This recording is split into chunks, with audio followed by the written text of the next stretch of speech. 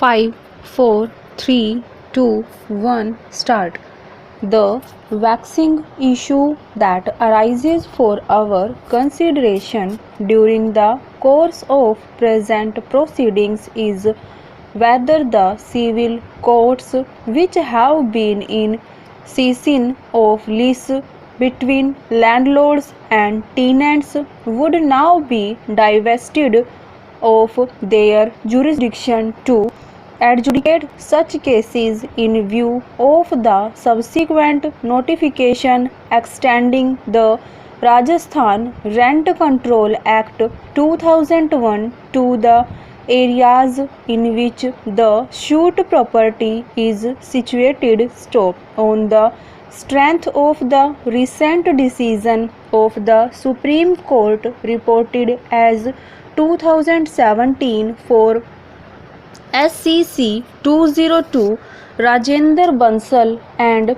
others versus Bhuru (dead) through legal representatives and others. Stop. It has been fervently contended on behalf of the landlords that the jurisdiction of the civil courts would remain preserved in pending proceedings that have been initiated before the issuance of notification extending by the operation of Rajasthan Rent Control Act 2001 to the areas in which the suit property is situated. Stop. Stanza.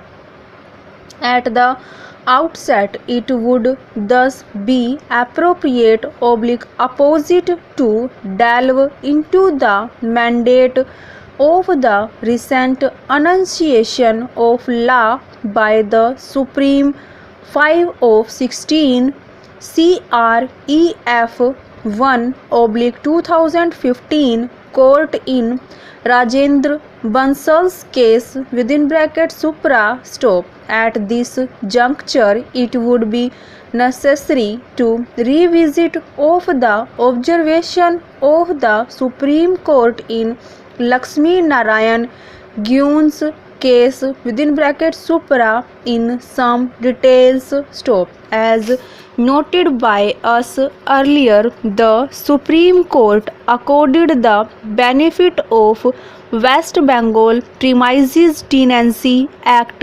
1956 to the tenant even in a case where the said act was extended to the area in question where suit property was situated at the stage of pendency of the first appeal. Stop. The court repelled the contention that the said act could not be invoked in a case where trial court had already decreed the suit under the provisions of the Transfer of Property Act. Stop. Stanza.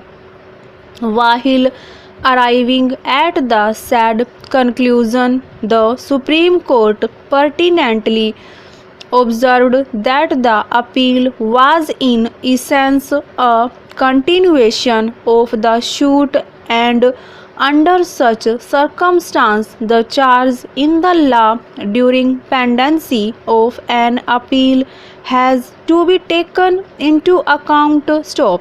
Reference was made to its previous decisions in support of this principle. Stop. Before proceeding to apply the said judicial dicta was pause and take note of the statutory provisions that fell or for consideration of their lordships in Lakshmi Narayan Guin's case (supra) and juxtapose them with the position of the Rajasthan Rent Control Act 2001, which we have already reproduced in paragraphs 14 and 15 above. Stop. At is evident that the decision of the Supreme Court in Lakshmi Narayan Gyun's case